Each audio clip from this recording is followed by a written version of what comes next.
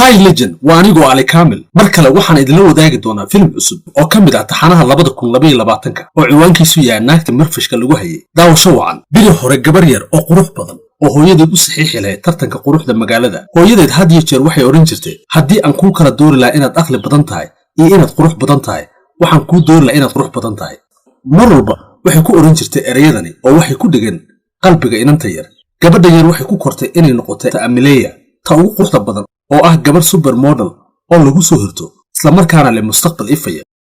inta lagu gudo jira mid ka mid ah moodooyinka badan ee muujinaya in Amelia ay la kulantay Harry oo ah milyaneer qurux badan labadoodu waxay bilaabeen xiriir xamaasad leh isla markiiba Amelia waxay u guuraysaa guriga weyn ee Harry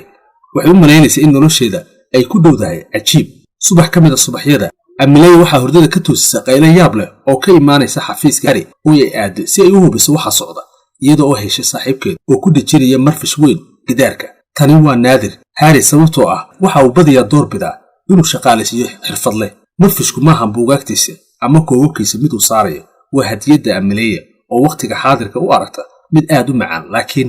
aan u maleynin in dhammaan kabaheedii ay ku habboonaan lahaayeen taasi waa marka Harry uu caddeeyo marfishku in macna ahaan loogu talagalay Amelia lafteeda wuxuu u maleynaya inay taasi ka dhigayso mid aan laga adkaan oo uu furi doono 100 ganacsi sababtoo ah markuu eego iyada wuxuu had iyo jeer xasuusan karaa wuxuu leeyahay oo weligiis ma lumin waxa ku saabsan iyada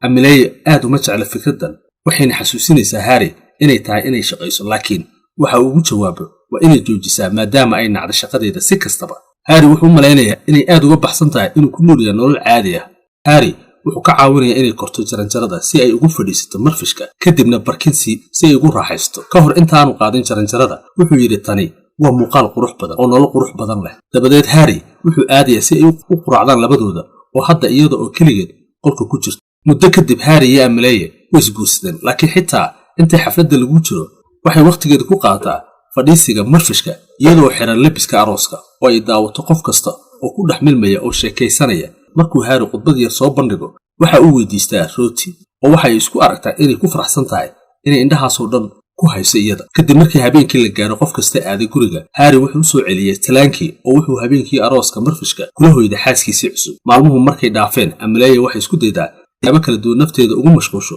sida akhrinta majalladaha samaynta cidiyaha iyo xitaa jimicsiga dhawaqa neefsashada adag ay samayso marka ay shaqaynayso waxay ka jeedisaa wicitaankiisa taleefanka ganacsiga laakiin dib kuma qabo inay tahay ganacsigiisa kan isaga ka jeedinaya iyada Harry sidoo kale wuxuu u keenay hadiyado qaali ah maalin kasta sida ubaxyo qurxoon dahab dhalaalaya iyo shukulaato macaan iyadoo doonaysa inay u dabaaldegto xitaa ciidaha ajaan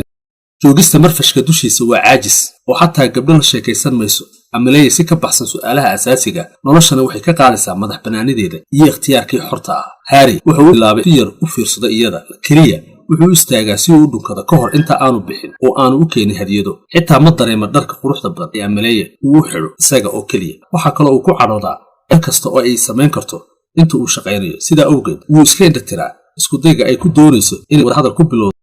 galab galbaha ka mid ah Amelia waxay soo bandhigtay labiska ugu quruxda badnaa iyadoo rajeynaysa inuu Harry ugu yaraan soo eego iyada taa beddelkeeda Harry wuxuu ogaaday in iftiinka dabiiciga ah aanu gaarin miiskiisa sidaa darteed wuxuu shaqaalihiisa ka codsanaya inay ka caawiyaan sidii u sii jeesan lahaa hadda Amelia waxay ku haysataa taawashada dhabarka qoorta ninkeeda mana joojin karto inay ilmadu sii daadiso 3 sano kadib Amelia weli waxay ku fadhidaa marfishkii waxay maqashay Harry oo shaqada ka soo laabtay laakiin uma imaan inuu arko uu ka fogaaday oo uu ka caajisay iyada Amelia waxay wacdaa magaciisa oo xitaa bilowday inay qayliso laakiin tani weli kama aysan helin dareenka ninkeeda kani waa cabashadii ugu dambeysay ay jibiyay Amelia niyadeeda taasoo ka dhigaysa inay go'aansatay inay tahay waqtigii ugu dambeysay ay ka bixi lahayd marfishkan tani way ka adag tahay sida ay u muuqato masaafada u jirta sagxadda maaha mid aad u sareysa si kastaba ha ahaatee waxay go'aansatay inay ka baxdo sidaas darteed waxay ku tababarataa kabaha labaad oo ay aqbasho waa inay ku booddaa dhulka Amelia si tartiib ah ayay bilowday inay hoos u dhigto ilaa ay kari weyday inay sii xejisto marfishka oo ay ku soo dhacdo sagxadda marka loo eego Amelia waa dhicis dheer oo cabsi leh laakiin dhamaantii waxay dhulka u soo gaadhay si degdeg ah oo aan waxyeelo lahayn marka laga reebo xoogaa xanuun ah way adag tahay in la socdo sanado badan oo aan sidaa la yeelin iyadoo lugaha ay noqdeen kuwo aan waxba tarin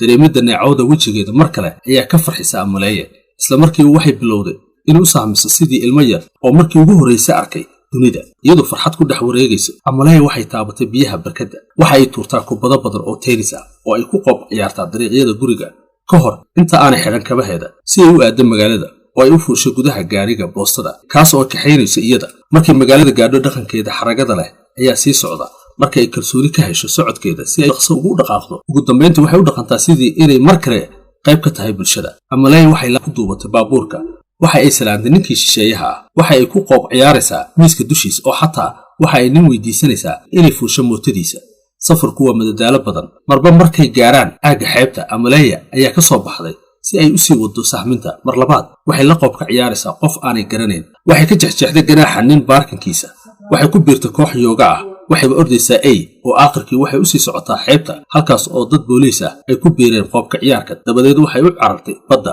oo ay ku dhufanayso hirar qabow oo waxay u baahan tahay in dib loogu soo celiyo xaqiiqda. Wayna diidayaan inay tuweel siiyaan marka ay weydiisato, iyadoo ay dareemayso qabow iyo cidla. Amaleya waxay go'aansatay inay mar kale ku wareegto magaalada ay soo baxdo dukaan la isku qoro, iyadoo dareento in haweenka qaarkood ay isku xidhaan xaaladda wejigeeda oo ka muuqda muraayadda daaqadda. Iyadoo doonaysa inay mar kale dareento qurux, Amaleya waxay soo gashay dukaanka oo adeegsatay muunada bilaashka ah si ay u nadiifiso wejigeeda. Isla markaa waxay dareemaysaa fiicnaansho marka ayaan u muuqan mid wareersan. Jordan ayaa aad ula dhacday xirfadda isqurxinta ee Amaleya sababtoo ah halkan ayay ka shaqaysaa, laakiin waxay ku qaadatay waqti inay si fiican u hesho. Jordan waxay la yaabantahay in Amaleya ay tahay farsamayaqaan isqurxinta ku fiican. Marka Amaleya si dhaqso ah ayay u saxaysaa oo waxay u shaqadeeda inay tahay inay u fadhiisato sidii koob loogu talagalay milyan. Amaleya waxay ku jawaabtay iyadoo la wadaagayso falsafadda quruxda maskaxda hooyadeeda. Jordan waxay u sheegtay in aanay qasab ku ahayn inay doorato, ay labadaba yeelan karto. Tani waxay macno badan u leedahay Amaleya inay maqasho,